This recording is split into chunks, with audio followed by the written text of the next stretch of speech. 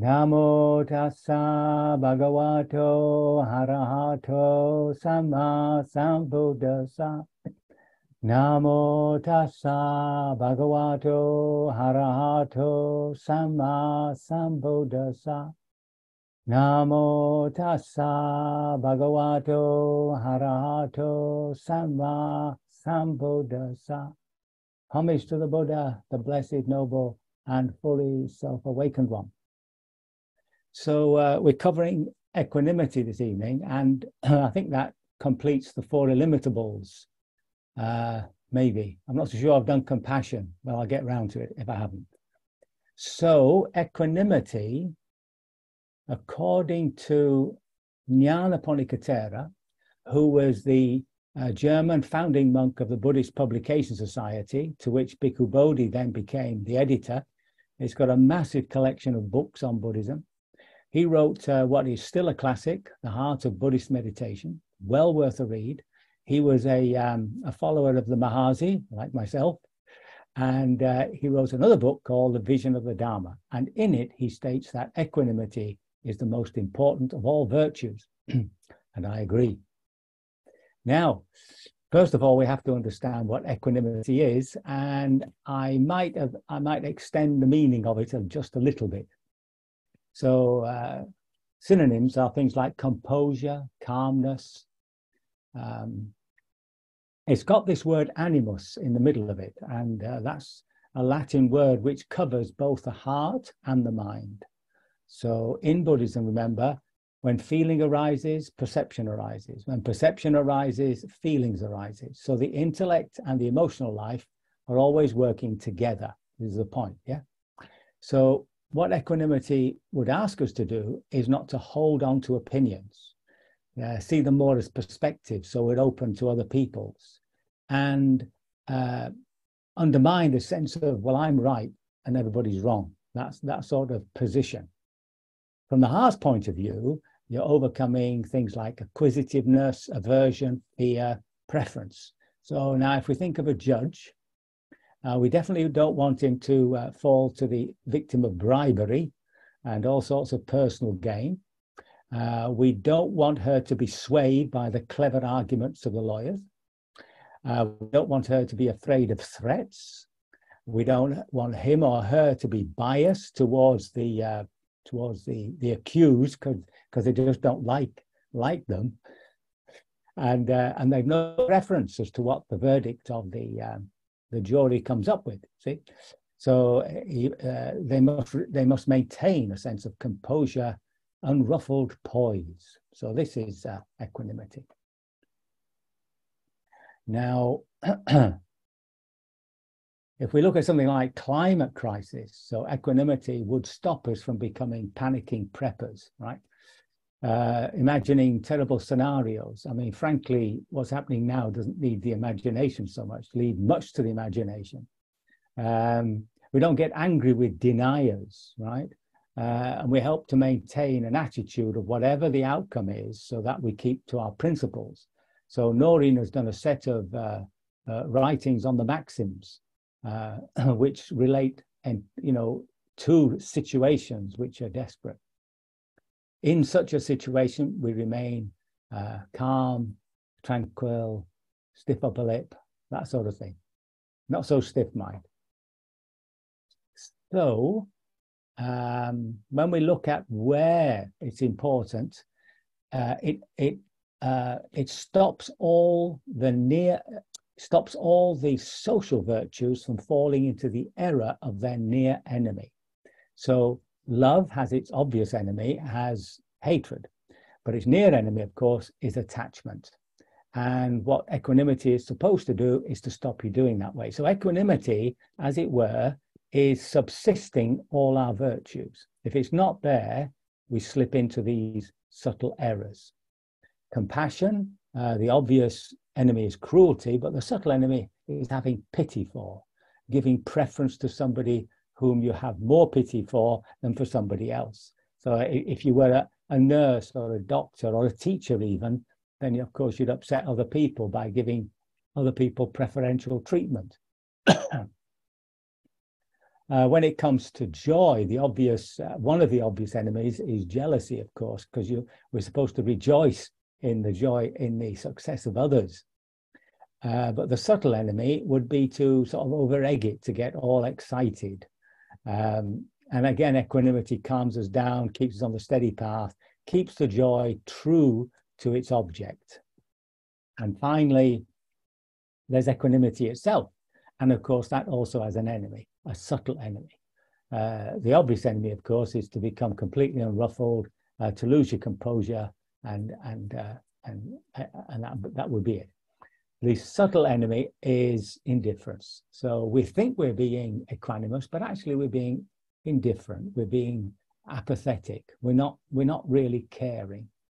So what we do for that is, depending on the situation, we raise the social virtue. So if it needs friendship, you raise love. If it needs compassion or caring nature, you raise compassion, etc. So the equanimity is something that subsists all the other virtues, stops, for instance, courage falling into foolhardiness, humility, dipping into this sort of false self-effacement, a sort of humbleness, and keeps us cool, right? It keeps us cool, it keeps us poised, but it also keeps us warm, it keeps us engaged, okay? There was an occasion when I was at two monasteries. They happened one after the other, actually, where I was with one monk and there was a cat in the room, had obviously been playing around with a mouse and killed it. So I just said, did you try and stop that? And he said, no. He said, it's cat karma and mouse karma. And I went to another monastery later on, and this cat just jumped out and jumped on this bird. And this monk got up and gave the cat a great wallop. Unfortunately, he didn't save the little bird. The bird died. And he very beautifully held it up by the wings and chanted, Anicca Sankhara, all compounded things arise and pass away. So which one had equanimity, you see? So now another place we find equanimity, so that's equanimity with social virtues, our engagement. Another place, of course, is in the factors of enlightenment. So all these factors of enlightenment are supporting sati, the main one, right? Supporting right awareness. And we have these qualities which balance each other. So we have a sense of focus, sense of steadiness of attention, and that needs right effort. So too much effort, you get restless. Too little effort, the mind begins to wander. And then you have this pair of the word piti is translated as joy, but it's the joy of interest, right? Just like when you're exploring anything, when you're interested in anything, that's a joyous mental state. And that needs calmness, right? Again, it stops the interest becoming excited. So too much calmness, you fall asleep. Too little calmness, you get all excited and restless.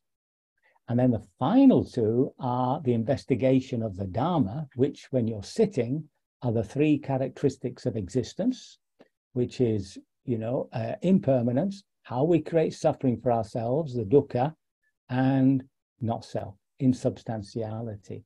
And that's balanced with equanimity. So it stops us trying to see something, it stops us over-efforting, and it keeps us cool, it keeps us objective in our investigation. Okay, so that's the 7 factors. So when it comes to Vipassana, whenever we practice Vipassana, as we'll do tonight a little bit, there has to be this quality of equanimity. And you'll notice that in those 7 factors of enlightenment, there isn't any love, there isn't any compassion. We can presume that's there as an underlying purpose because we want to, we want to escape suffering. So that's an act of compassion towards ourselves. But it's not directly involved in the process of insight. But in Vipassana, we have this upekkha, right? This equanimity. Now, again, if we get up from a practice and we go straight into daily life, then the danger of upekkha falling towards its near enemy is there, right? So it becomes a sort of aloofness, a lack of an inability to fully engage. And the way we overcome that is by doing metta. So in ordinary daily life, after you've done your hour or 2-hour meditation in the morning, you then bring to mind the people whom you're going to visit, you're going to meet during the day, and you offer them this loving kindness, and especially to those whom you're having some problems with, right? And of course, you do it again in the night after your 2 to 3 hour meditation session. Finally, there's the 4 worldly conditions, sometimes referred to as the 4 worldly winds: gain and loss, disrepute and fame, blame and praise, pleasure and pain. So when it comes to gain and loss, sometimes you win and sometimes you lose. I mean, playing games at school really helps us to become acquainted with those 2 mental states. And the thing is, what equanimity does, it stops us getting excited about gaining too much, and we don't get depressed when we lose. It's a sort of a way of being unruffled. It's not it sort of stops us overreacting. That's all. So when the Buddha, for instance, was asked, how did he feel when somebody rejected his teaching, or at least didn't respond to his teaching, he said it was fine. You know, according to him, it was the person's karma, right? But when somebody actually did follow, he said he felt joy. So that's that sympathetic joy, the joy of knowing that somebody was on the path to liberation. When it comes to having a fame or infamy, a good reputation, we all want a good reputation. We all want people to have a feeling that we're good people, that they respect us, etc. And when we find somebody's, slipped us a little slander, said things that, even if it's only a small thing, we find it humiliating. We get angry about it, and we do the same to them. But equanimity stops you doing that, you see. You just accept it. That's the way it is. And we try not to fall into that error ourselves, of course. At that time, they used to have these meetings on the full moon night, which were sort of debates between the various teachers and philosophers, the Brahmins. And seemingly that was the big night out. I mean, this is before reading and writing, radio, TV, internet. I mean, what did people do before all that? Well, they used to, in the East anyway, they'd gather on a full moon night and listen to these talks. So the Buddha warned his monastics anyway not to get involved in these events. And this is some of the verses that he tells them. Desiring debate, they plunge into an assembly where each takes the other as a fool. Relying on others, they state their contention, desiring praise while claiming to be experts. Addicted to debating in the midst of an assembly, their need for praise makes them nervous. But when they're repudiated, they get embarrassed. Upset at criticism, they find fault in others. In their doctrine, if their doctrine is said to be weak, the judges declare it repudiated. The loser weeps and wails, moaning, "They beat me." When these arguments come up amongst ascetics, they get excited or dejected. Seeing this, refrain from contention, for the only purpose is fame and profit. So there's the Buddha telling us not to get involved in these argumentations. The next one would be blame and praise. Now, whenever you get blamed, even if it is your fault, it's not very nice. It hurts. You see what I mean? Actually speaking, when something goes wrong, we shouldn't be blaming people. We should be asking, how did it happen, right? What we're looking for is a solution so that that particular incident doesn't happen again. For instance, we had an occasion, we've had, I think, 2 of our rice cookers, what do they call them? Rice cookers ruined because the bowl wasn't inside and the assistant just put the food straight into the cooker. So it went everywhere, right into the machinery, into the electrics. We tried to save both of them. It was impossible. So now, recognizing that that mistake is done, it's easy to do. We now leave an empty bowl next to the cooker, so that when the other bowl's taken out to be washed and the person comes in, they recognize that there's no bowl in the cooker. And so far so good, right? So we've got to keep our fingers crossed on that. So there's no good blaming people. You have to find out how the mistake was made, how it came about, and then you just correct it. Simple as that. Anyway, on this business of praise and blame, there's a story of a Zen monk.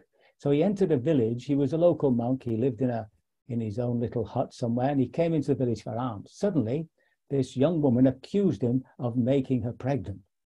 So he was silent. When the baby was born, they took it to his dwelling, and he received it without saying anything, and he nurtured it. Well, of course, over time, especially the young woman wanting her baby back, the truth came out. So all the villagers went back and apologized and took the baby back, and he gave it to them, and he never said a word. So that's how we can deal with praise and blame. The final one, of course, is pleasure and pain. So we're always seeking pleasures, and we're always trying to get away from pain. And these days, with our consumerism and all that, and our adverts always wanting to make us excited, basically we just want more. It doesn't matter what it is, we just want more of it. And so we tend to get lost in that sort of greediness. But that doesn't mean to say that we shouldn't appreciate a joy when it arises, or a pleasure when it arises.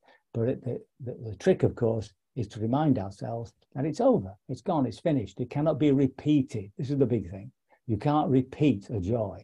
You might get something like it, but you can't repeat it. So you just let go of it. That's it. It's fine.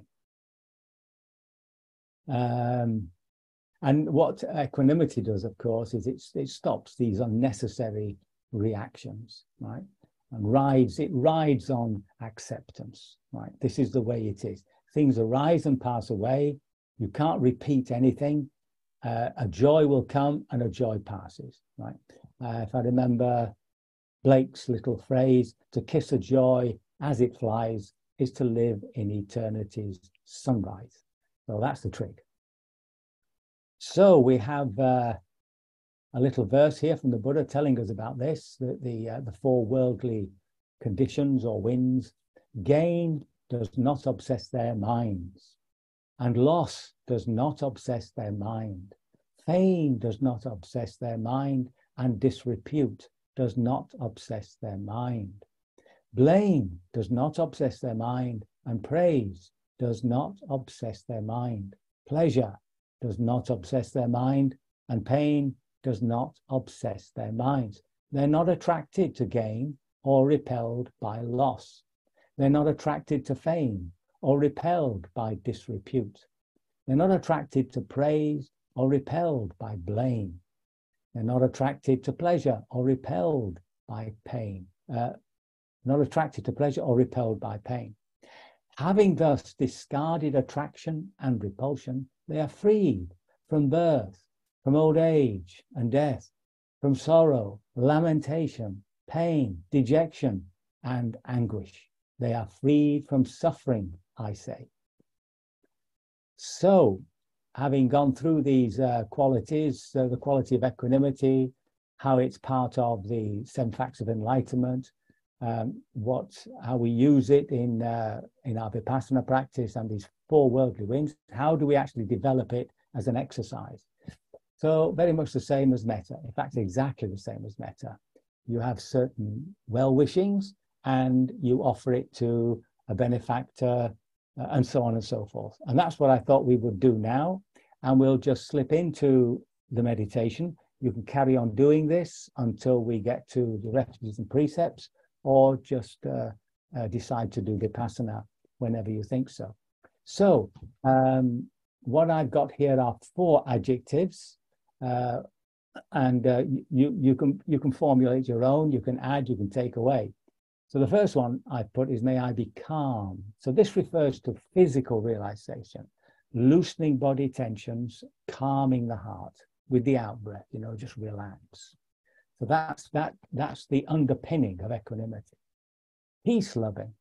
Well, this refers to an attitude of always wanting to engender an underlying sense of safety and peacefulness. open. This refers to an attitude of being able to receive other people's opinions and not see them as trying to indoctrinate us, right? It's just being open to other people's opinions. Our own opinions may be nuanced, may change, who knows, right? But it's about not clinging to our little, I'm right and everybody else is wrong. Yeah, and to engage with people, right? I mean, these days when you look at, the political situation, it's just A against B, like there's no meeting place.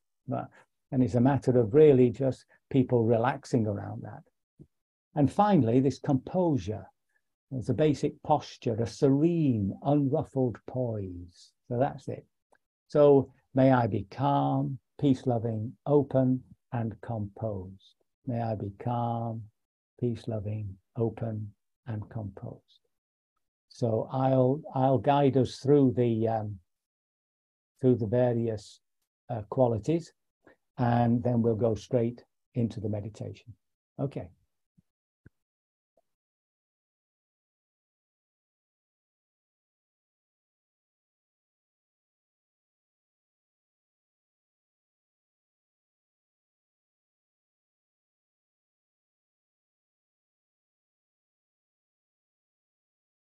So may I be calm, peace-loving, open, and composed. Calm, peace-loving, open, and composed. Calm, peace-loving, open, and composed. So we can bring to mind some of our benefactors.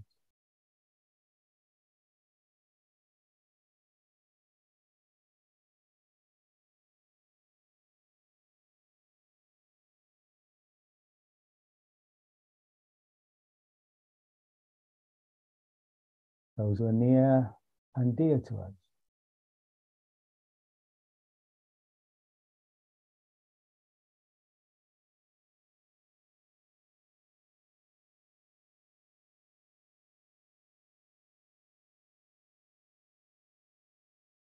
Friends, people at work, whomever we wish.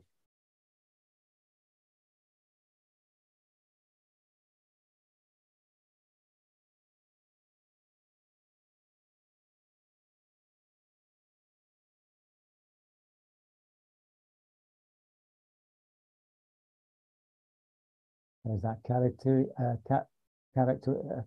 there's that neutral person, someone we see but don't know, that category.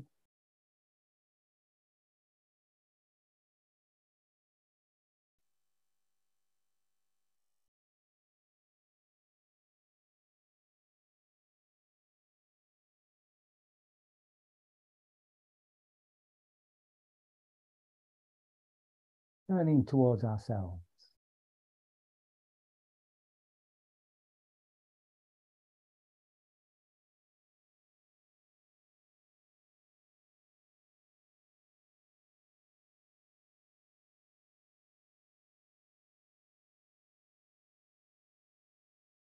Someone we may have some difficulties with.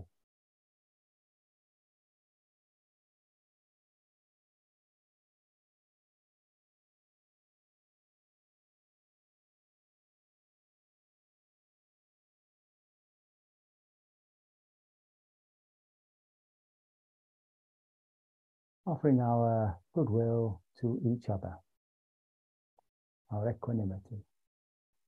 May we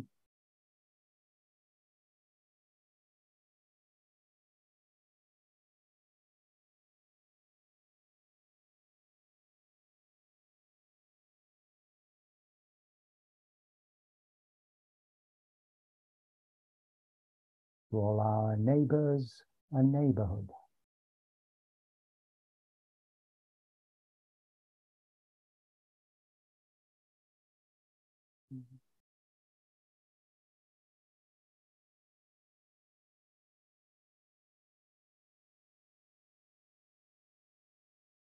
To all the people in our country.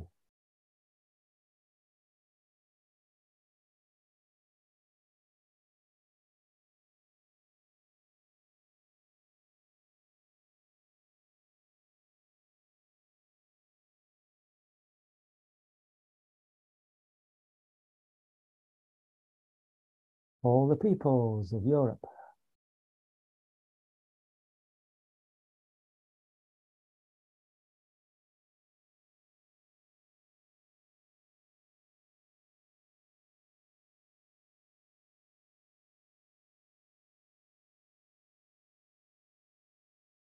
all people on earth,